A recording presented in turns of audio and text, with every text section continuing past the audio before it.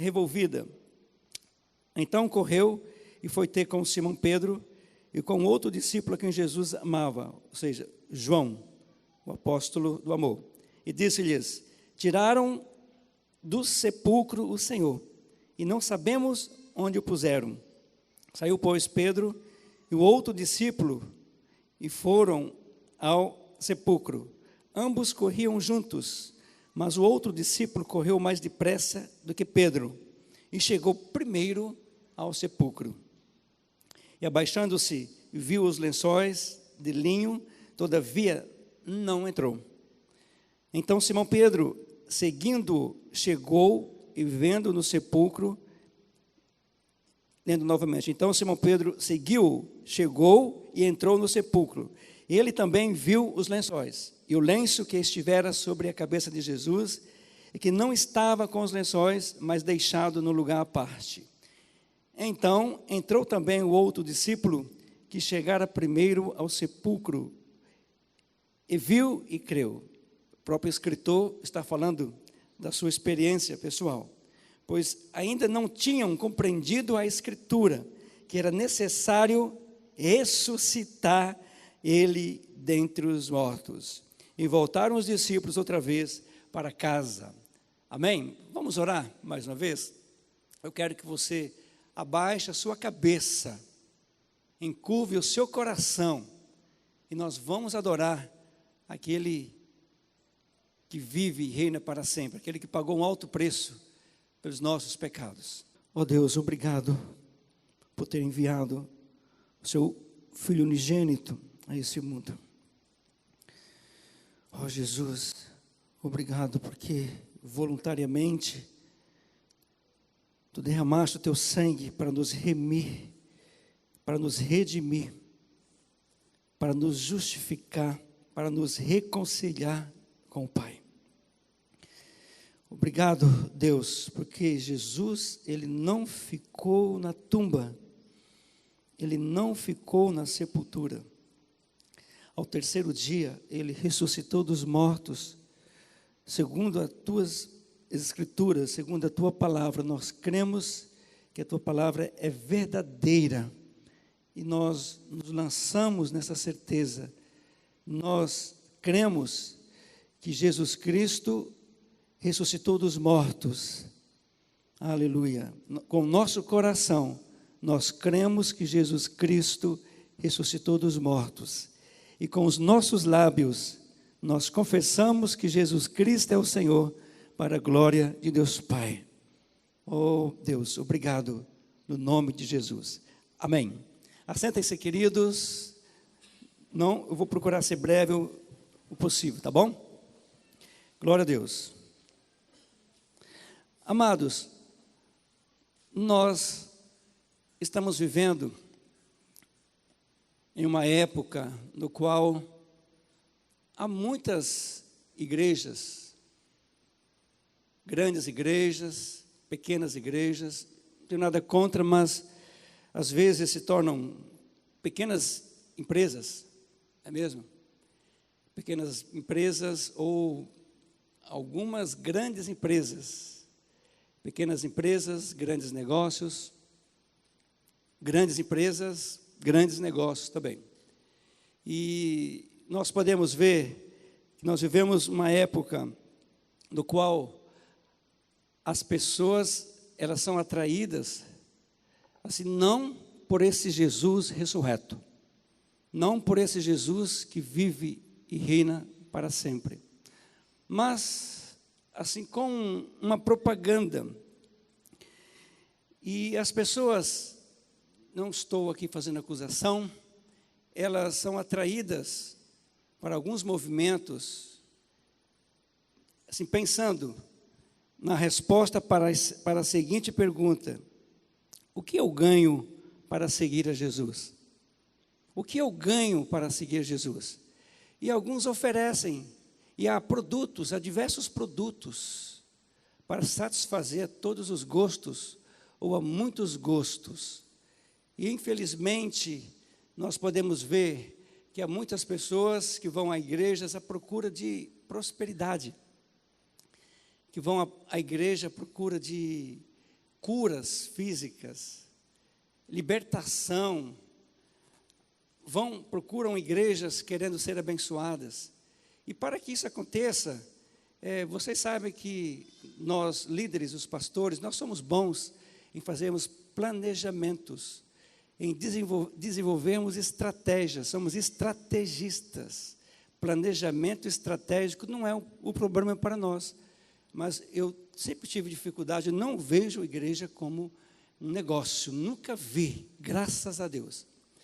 E para que se alcance êxito, para que essa interrogação seja correspondida ao que eu ganho em seguir a Jesus, aí podemos ver muitos fazendo campanhas, muitas campanhas. Não sou contra as campanhas, preste bem atenção, mas, amados, tem igrejas que só vivem em torno de campanhas.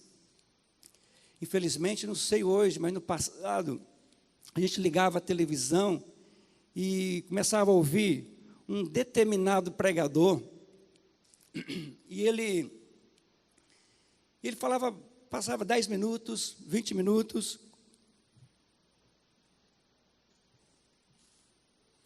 falando sobre curas, falando sobre tantas coisas que atraem as pessoas.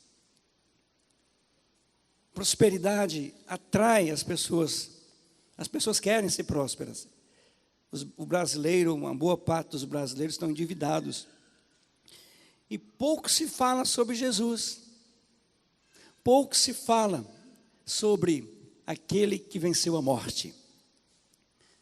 Nós não podemos, não estou dizendo, irmão, não estou julgando ninguém, mas o que eu posso dizer para vocês é o seguinte, que poucos apenas apontam para Jesus.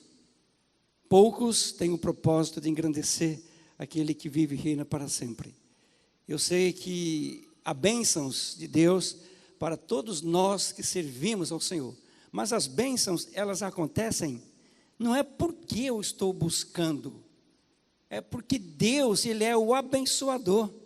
O meu compromisso é com Jesus ressurreto, com Jesus que vive e reina para sempre. A palavra de Deus, por exemplo, ela diz para nós, há passagens nas quais nós podemos pregar, dizer que é possível nós sermos vencedores, é possível nós vivermos com saúde, sim, mas infelizmente nem sempre isso é uma verdade, nem sempre isso é uma realidade. Aplica-se a alguns, mas há um convite de Jesus para nós o seguirmos através do sofrimento até, sabia? Você está disposto a pagar um alto preço para seguir a Jesus? Você está disposto a pagar um alto preço para viver para a glória de Deus? A palavra de Deus diz para nós, por exemplo, graças, porém, a Deus, que em Cristo sempre nos conduz em triunfo. Veja bem, em Cristo. Quando nós estamos em Cristo, quando você está em Cristo, nele você é vencedor. Em Cristo, você é vencedor. Você é mais do que vencedor. Nós somos vencedores em Cristo. Amém? Mas nós não podemos fazer da nossa fé, como diz a palavra de Deus, a fé é a certeza das coisas que se esperam, é a convicção daquilo que não se vê. Uma forma de fazermos propagandas, não é mesmo? Só curas. A cura, claro que é a cura. Em meu nome, a promessa na palavra de Deus. Mas não é só isso, queridos. Isso não é o tudo. Não é prosperidade, mas sim, pode até acontecer na sua vida. Amém. Mas qual é o nosso objetivo principal em estarmos reunidos? É conhecer a Jesus. É conhecer a Jesus, ser conhecido dele também. É nos aprofundar no nosso relacionamento com Jesus. É desenvolver a sua salvação com temor e tremor. É entender de que ele é mais precioso do que tudo. Mais precioso do que todas as coisas que poderiam acontecer na sua vida, na sua existência. Então a motivação do meu coração está voltada para Deus. Ele é meu objetivo principal. Eu quero compromisso com Deus. É Ele O meu coração está ligado com Ele, não é com as coisas que porventura Ele poderia fazer para mim. Amém? Então hoje é um bom dia para nós refletirmos sobre como está a minha fé. Qual é o fundamento da minha fé? Em quem eu tenho crido verdadeiramente? O que é que eu estou fazendo aqui na igreja? Por que eu sou membro dessa igreja? É só para ser abençoado? Não, querido, estou aqui, faço parte dessa igreja, sou membro dessa igreja, porque eu sou um salvo em Cristo Jesus. Porque eu tive um encontro pessoal com Jesus. Jesus é a pessoa mais importante da minha vida, da minha existência. Não esqueça disso, viu, crente? No nome do Senhor Jesus. Então, mas há benefícios na palavra de Deus. Eu sei que nós sempre lemos, eu já li bastante sobre a ressurreição de Jesus, li muitos artigos, até artigos científicos, assim, de cristãos, comprovando realmente a ressurreição de Jesus. Eu quero falar com todos nessa noite, baseado aqui nesse capítulo 20, sem muita delonga, sobre 3 benefícios que nós podemos obter através da ressurreição de Jesus. Olha aqui para a palavra de Deus. No primeiro dia da semana, Maria Madalena foi ao sepulcro de madrugada, sendo ainda escuro, e viu que a pedra estava revolvida. Então correu. Veja bem, queridos, nós temos aqui a figura de Maria Madalena. Quem é essa Maria Madalena? Maria Madalena, de acordo com Marcos 16, 9, você pode colocar no telão, filha? Olha o que diz sobre Maria Madalena. Havendo ele ressuscitado de manhã cedo, no primeiro dia da semana, apareceu primeiro a Maria Madalena, a qual expelira 7 demônios. Uma mulher que tinha uma casta de demônio praticamente, 7 demônios. Ela era atormentada por demônios, muitos demônios.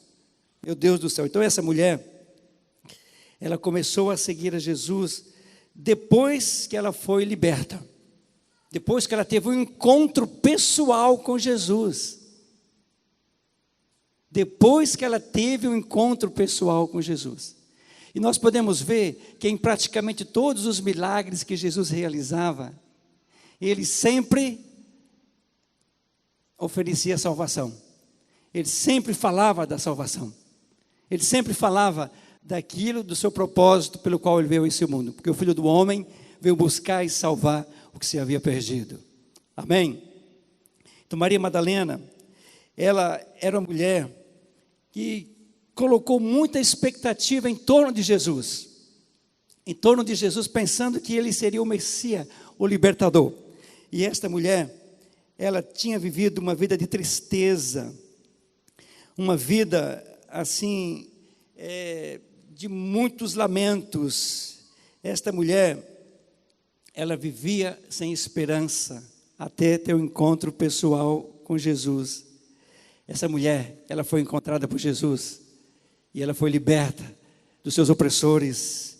Meus amados, e podemos ver que esta mulher, com o intuito de ungir o sepulcro de Jesus, com o intuito de oferecer uma última despedida para Jesus. E é uma mulher que teve um encontro pessoal com Jesus. Não foi um dos seus 12, um dos seus 11. Foi uma mulher, foi uma improvável mulher. Uma improvável mulher. E essa mulher, ela vai ao sepulcro. Então, e quando chegou, o sepulcro estava vazio. A tumba estava vazia. Ele não estava mais ali naquele lugar. E qual foi a atitude dessa mulher? Ela correu. Olha o versículo 2, João 20. Então correu e foi ter com Simão Pedro e com outro discípulo a quem Jesus amava, e disse-lhes: tiraram do sepulcro o Senhor, e não sabemos onde o puseram. Ela foi ter com 2 discípulos achegados, com João, e foi ter também com Pedro. E depois que Pedro e João receberam essa notícia, olha o versículo 3, saiu, pois, Pedro e o outro discípulo foram ao sepulcro. Engraçado, lendo esse texto, nós podemos ver que esses discípulos, eles não tiveram nem coragem de falar com essa mulher.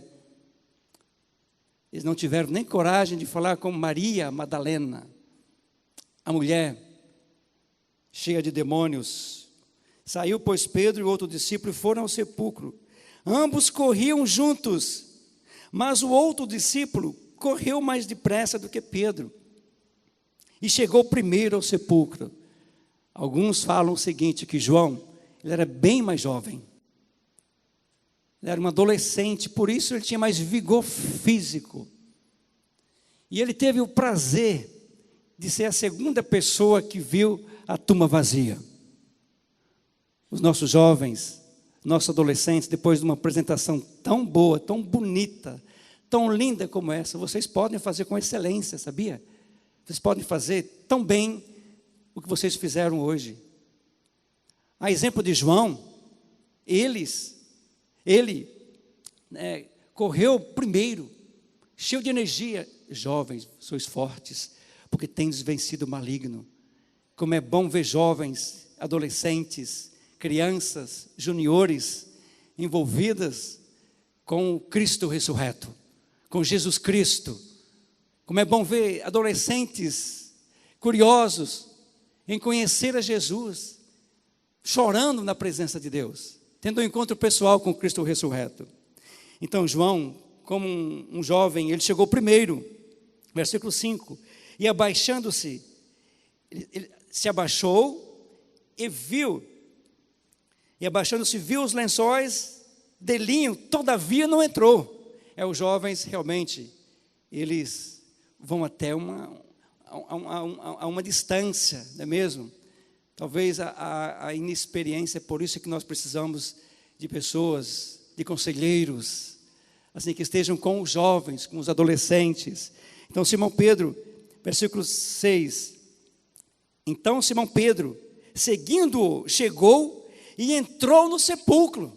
Ele não apenas olhou, mas Pedro, ele entrou no sepulcro.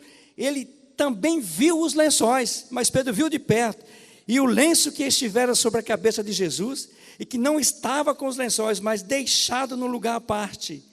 Então entrou, aí depois o jovem, o adolescente, entrou também o outro discípulo, que chegara primeiro ao sepulcro, e viu e creu. Meu Deus do céu! E viu e creu. Ele está falando da sua experiência pessoal. O escritor do Evangelho está falando da sua experiência pessoal. Ele creu que Jesus não estava mais morto.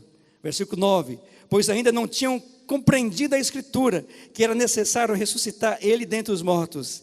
E voltaram os discípulos outra vez para casa. Mais interessante, não sei que tipo de crença foi essa que eles tiveram ali, mas eles voltaram para a sua casa, para a casa em que eles estavam hospedados. Mas, queridos, falando um pouco mais sobre Maria, olha o versículo 11. Maria, entretanto, eles foram embora, mas Maria Madalena, versículo 11, permanecia junto à entrada do túmulo, chorando.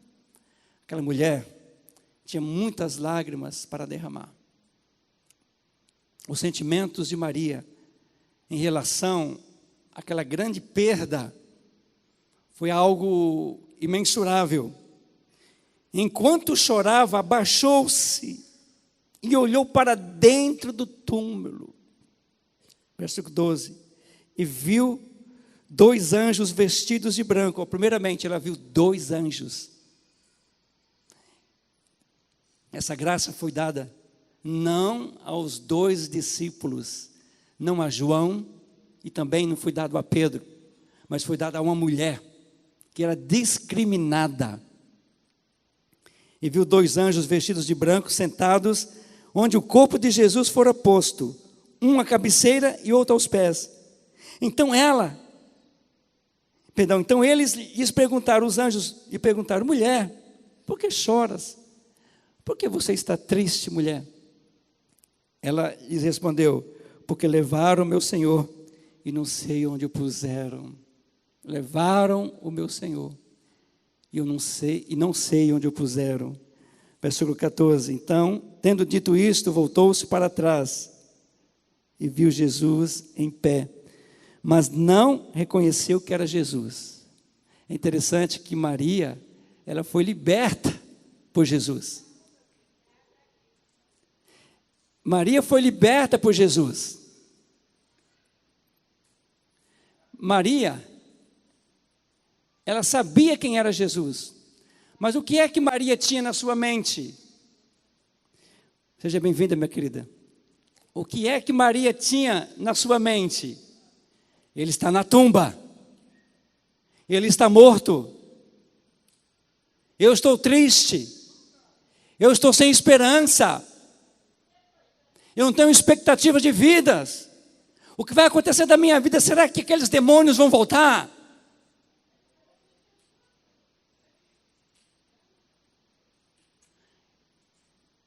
Ela tinha isso em mente. E é interessante que quando nós colocamos algo na nossa cabeça, é difícil de tirar, né, queridos? Ontem eu tive uma experiência, eu vim para uma reunião que nós estávamos tendo aqui na igreja. E ao sair de casa, conversei com a minha esposa, disse a ela, olha, eu venho com o Leandro. Ela disse, não, eu vou passar na casa, vou trabalhar um pouquinho, vou preparar os ovos de Páscoa para as crianças do jardim, e depois eu vou lá, vou pegar o carro. Eu falei, tá bom. Aí eu coloquei na minha cabeça, coloquei na minha mente, de que eu ia com o Leandro. Aí quando chegou na hora de ir embora, eu fui com o Leandro. Mas olha o que aconteceu, a mulher quebrou meu galho, não veio buscar o carro. O carro ficou aqui na igreja. Olha o que aconteceu. Aí quando chega na hora de vir para a igreja, aí, mulher, cadê você? Eu tenho que chegar, eu tenho um compromisso. Mas como assim, meu bem? O carro está contigo. O carro está comigo? Tá. Aí eu fiquei vermelho, inventei uma desculpa, porque eu não sou bobo, né? Inventei uma desculpa. Aí, humildemente, falei, não, realmente, eu me enganei. Ó, Leandro, o carro ficou aqui, tu nem me ajudou, rapaz. Olha só, o Leandro é o culpado agora. Mas, amados, é isso que acontece quando você coloca algo na sua cabeça, na sua mente. Maria estava desse jeito. O meu Senhor, Ele está morto. O que vai acontecer comigo? A minha vida tem sido tão triste. Eu passei tanto tempo sem saber o que é alegria, sem saber o que é viver em libertação. Mas olha o que diz o versículo seguinte, versículo 15. Perguntou-lhe Jesus, mulher, por que choras? Por que você está tão triste? A quem procuras? Jesus falando. Ela, supondo ser ele o jardineiro, respondeu, Senhor, se tu o tiraste, dize-me onde o puseste, e eu o levarei. Versículo 16. Disse-lhe Jesus, Maria. Meu Deus. Ela voltando lhe disse, em hebraico, Rabone, que quer dizer mestre. Maria conheceu a voz do seu Salvador. Ela estava triste, estava sem expectativas de vida, estava com uma confusão terrível na sua mente. Mas quando o seu Senhor chamou pelo seu nome, de imediato, ela lembrou, não, é Jesus. Eu conheço a sua voz, eu conheço a voz do meu pastor, eu conheço a voz do meu Salvador. Outra voz não se assemelha, não há voz igual à voz dele. A voz dele é meiga, é voz compassiva. Ele me ama tanto, eu conheço a sua voz. Oh meu Deus, como é bom conhecer a voz do nosso Salvador, daquele que morreu, mas ressuscitou dos mortos e está vivo e reina para todo sempre, exaltado, glorificado. Eu não sei se você entrou aqui triste nessa noite. Quero que você saiba de uma coisa: Jesus vive. Jesus vive. Nós cantamos hoje. Porque Ele vive, posso crer no amanhã. Porque Ele vive, temor não há. Mas eu bem sei, eu sei que a minha vida está nas mãos de meu Jesus, que vive está. Maria, ouça a voz do seu Salvador, Ele está vivo, Ele te ama, Ele nunca se esqueceu de ti. Não esqueça disso no nome do Senhor Jesus. Vamos andar um pouquinho mais aqui. Aleluia, glória a Deus. Aí, vamos para o versículo 19. Agora, vamos sair um pouquinho desse cenário de Jesus falando com Maria Madalena. Vamos ver um pouquinho da aparição de Jesus para os 11. Na verdade, era 12. Não, era 11. Não, era 12, mas que se tornaram 11. Mas os 11, eles se tornaram 12. Por quê, pastor? Vamos dar uma olhadinha aqui. Versículo 19. João 20. Ao cair da tarde daquele dia, o primeiro dia da semana, trancadas as portas da casa onde estavam os discípulos com medo dos judeus, veio Jesus, pôs-se no meio e disse-lhes: paz seja convosco.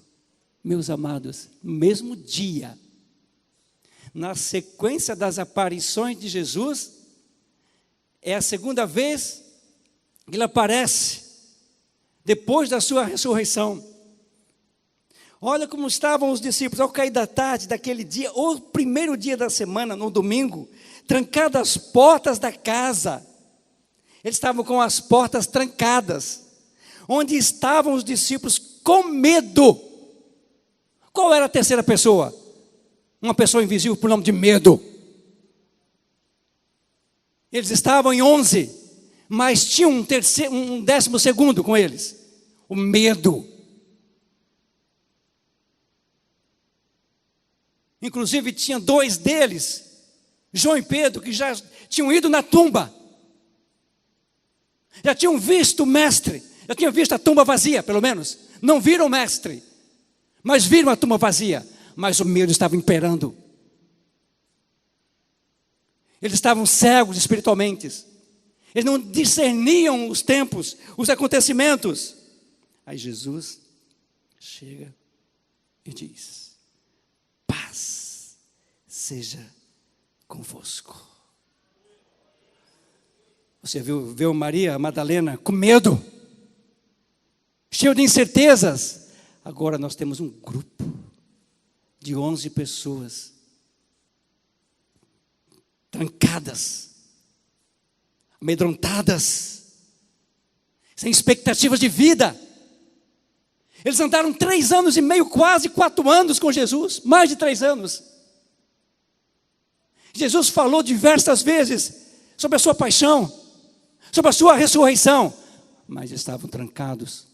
Esses mesmos 11, lá no Getsemane, no jardim do Getsemane, eles, quando Jesus foi preso, o que aconteceu com eles? Eles abandonaram a Jesus. Jesus foi abandonado no momento da sua prisão.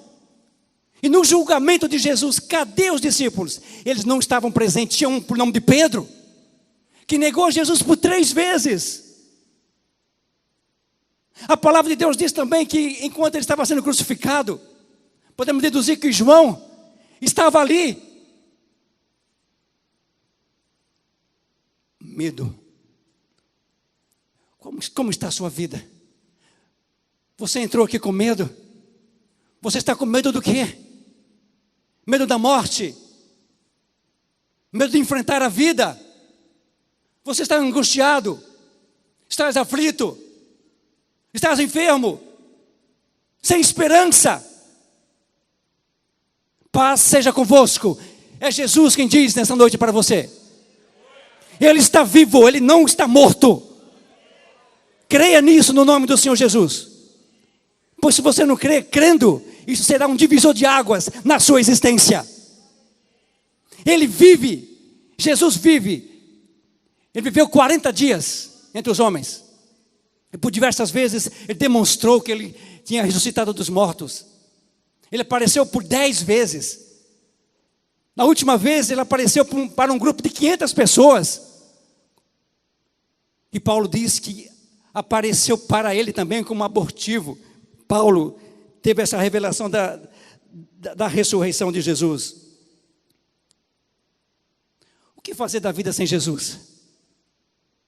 O que nós podemos fazer da vida sem Jesus? Nós temos aqui um grupo de 12, com sentimentos estraçalhados. Eles não sabiam o que iam fazer das suas vidas. Quem era pescador talvez tenha que enfrentar novamente aquela profissão sofrida.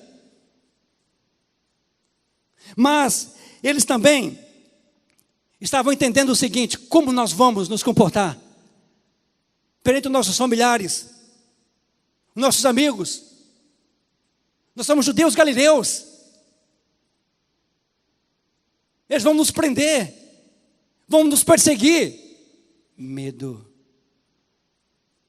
Mas quando Jesus apareceu no meio deles, ele disse: paz seja convosco. É engraçado, queridos. É engraçado que nós podemos ver aqui que Jesus não disse: coragem, discípulos. Coragem, meus amados discípulos. Ele diz: paz. Estavam com medo. Quem está com medo precisa de coragem. Não foi isso que Josué disse? Deus disse para Josué: coragem, Josué. Você precisa ser destemido, Josué. Mas aqui Jesus se apresenta a eles e diz: paz. Paz. Você precisa de paz na sua vida. Você precisa de paz no seu coração. Só Jesus pode te dar a paz. Deixo-vos a minha paz. Não vou lá dou como o mundo a dá. Olha, paz, princípio fundamental do cristão. Você pode passar por dificuldades, por muitas dificuldades, por muitas carências, tristezas, abandonos, rejeições, mas não pode lhe faltar a paz. A paz de Deus, que excede todo entendimento, guarda os vossos corações e os vossos sentimentos em Cristo Jesus. Que é a paz de Deus, que excede todo entendimento, guarda as suas emoções, os seus sentimentos em Cristo Jesus. É tão bom viver em paz com Deus, em paz com os homens, em paz conosco mesmo. Que experiência agradável. Paz seja convosco. Paz seja com a sua vida. Paz seja com a sua família. Paz, não reclama. Aleluia. Essa paz de Deus é o suficiente para você. Aleluia, glória a Deus. Mas como assim, pastor? Porque Ele vive, posso crer no amanhã.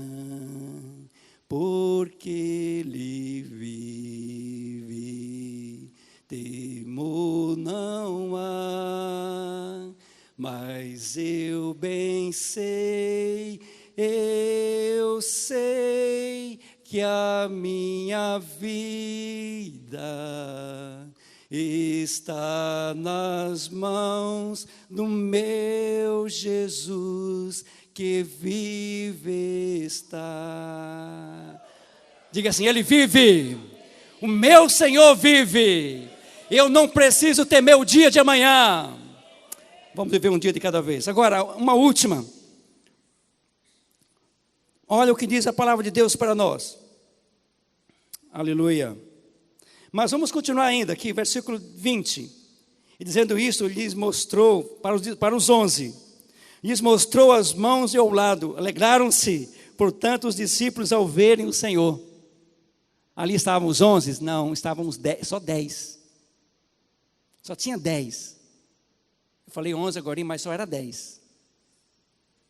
Tinha mais um, que era o medo. Disse depois Jesus outra vez, paz. Meu Deus, mas por que essa insistência de Jesus? Repetidas vezes, paz, paz. Meu irmão, viva em paz com Deus.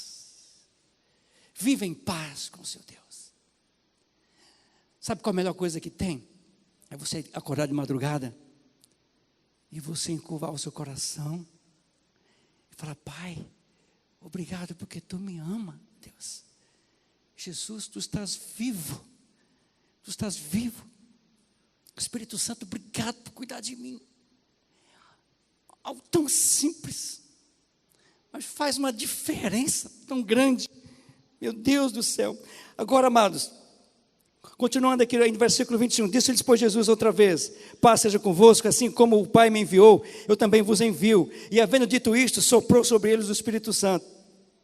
Aleluia. Agora, queridos, olha o versículo 24.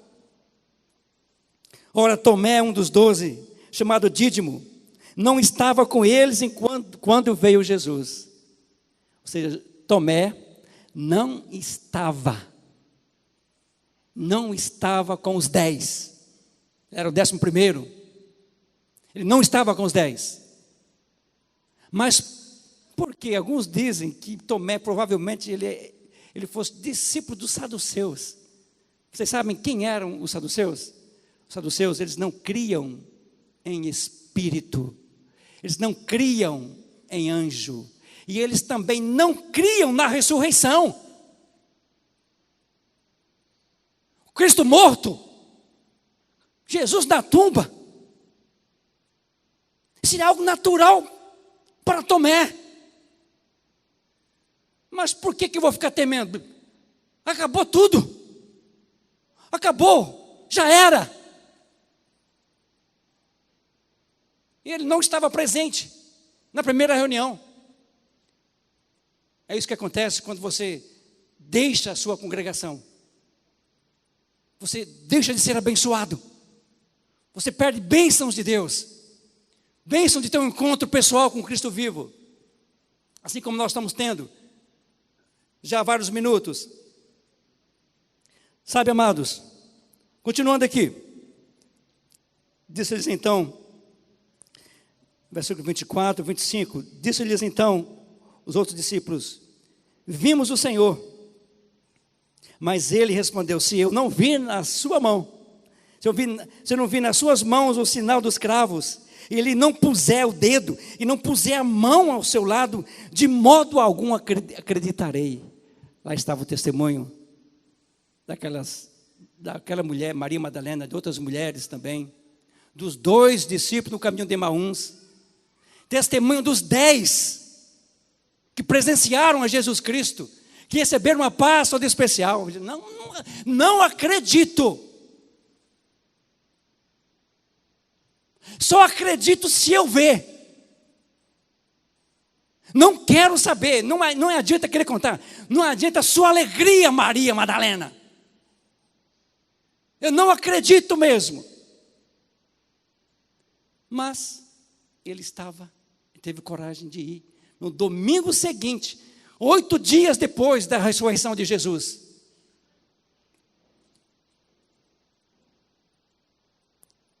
Versículo 25, disse-lhes então outros discípulos, versículo 26, passado 8 dias, uma semana depois, estavam outra vez ali reunidos os seus discípulos e Tomé com eles. Estando as portas trancadas, veio Jesus, pôs-se no meio deles e disse-lhes, paz seja convosco. Ei, você precisa de paz na sua vida, viu? Porque aquilo é o que nós podemos ver aqui na palavra, pela 3ª vez seguida. Você não pode sair daqui sem paz no seu coração. Você não pode sair daqui sem a paz de Deus, que excede todo entendimento. Porque é nessa paz que você vai viver como vencedor. Você vai descobrir que em todos os momentos da sua existência não pode lhe faltar a paz de Deus. essa paz do Senhor, essa graça, essa paz profunda, que te trata, que faz de você uma nova criatura, que te educa, que te ensina a ser como Jesus, a viver para a glória de Deus Pai. Aleluia. Aí Jesus apareceu, diz: paz seja convosco, versículo 27. E logo disse a Tomé: ei, Tomé, põe aqui o dedo e vê as minhas mãos. Chega também a mão e põe no meu lado. Não sejas incrédulo, mas crente. Não sejas incrédulos, mas crente. Diga assim: eu sou crente. Mas você é crente mesmo ou é incrédulo? Os incrédulos não creem na ressurreição de Jesus. Alguns falam que creem, mas na verdade não creem. O que significa ser incrédulo? O que significa ser crente? Bem rapidinho, não vou me demorar. Mas a palavra crente é aquele que acredita. É tão simples, não é mesmo, querido? É aquele que acredita, é aquele que crê, é aquele que não duvida. E o incrédulo, quem é o incrédulo? É aquele que não crê. É o oposto do crente. O incrédulo é o oposto do crente. Ele duvida, ele não crê. Mas tem uma terceira situação aqui: o crédulo. Tem o crente, o incrédulo e o crédulo. Quem é o crédulo? O crédulo é aquela pessoa que crê facilmente, crê em tudo, não investiga os fatos, não vai fundo, não tem uma experiência pessoal com aquelas verdades que estão sendo proferidas. Às vezes as verdades estão aqui na boca, mas falta de prática, falta experiência com Cristo ressurreto. Os crédulos são enganados pelos olhos. O que os enganadores contam para eles: é cura, eu quero cura. É libertação, quero libertação. É prosperidade, quero prosperidade. Mas cadê Jesus na sua vida? Cadê uma experiência pessoal com Cristo ressurreto? Ele te chama para ter novas experiências, experiências inéditas. Ele vive, ele está vivo.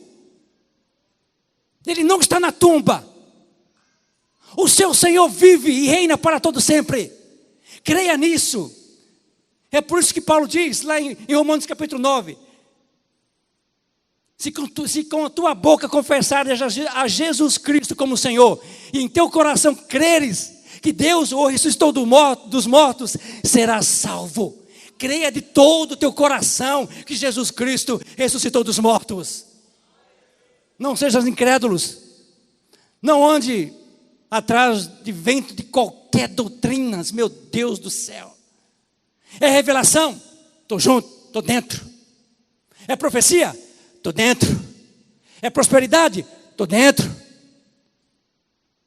É 1000 campanhas no ano? Estou dentro. Você precisa de Jesus na sua vida, meu amado. O diferencial na sua existência é Jesus. As campanhas podem até acontecer. Vai começar uma campanha abençoada de 40 dias de oração lá no monte. Mas o primordial das nossas vidas chama-se Jesus Cristo. Ele é o Senhor da minha vida. Ele é o Senhor da sua vida. O meu Salvador. Abra a sua boca e viva para a glória de Deus. Diga ao mundo, crente que tu crê em Jesus. Diga ao mundo: eu creio em Jesus. Ele é o meu Salvador pessoal. Ele ressuscitou dos mortos. Ele está sentado à destra de Deus Pai, exaltado, glorificado. Foi-lhe dado um nome que está acima de todo nome. Eu dobro meus joelhos, dobro meu coração, dobro a minha fronte. A minha vida se encurva diante dele, porque eu creio que ele está vivo. Ele não ficou na tumba. Aplauda ao Senhor Jesus, aquele que vive e reina para sempre. Aleluia. Glória a Deus. Abaixe sua cabeça, feche seus olhos. Talvez você entrou aqui nessa noite como Maria Madalena, entristecido, Ou talvez você entrou aqui como um dos discípulos, com medo de alguma coisa na sua vida, até duvidando do teu Deus. Talvez você esteja com alguma experiência pessoal, a semelhança de Tomé, não está crendo mais. Mas deixa eu dar uma notícia para você. Ele vive e reina para sempre. Você pode celebrar a vitória dele sobre a morte, sobre o inferno. Você não precisa temer o dia de amanhã. Creia em Deus, viva para a sua glória, abrace a palavra, busque a Ele. Você vai ter experiências novas, inéditas. Oh meu Deus. Vamos ficar em pé, vamos louvar, adorar e orar ao mesmo tempo.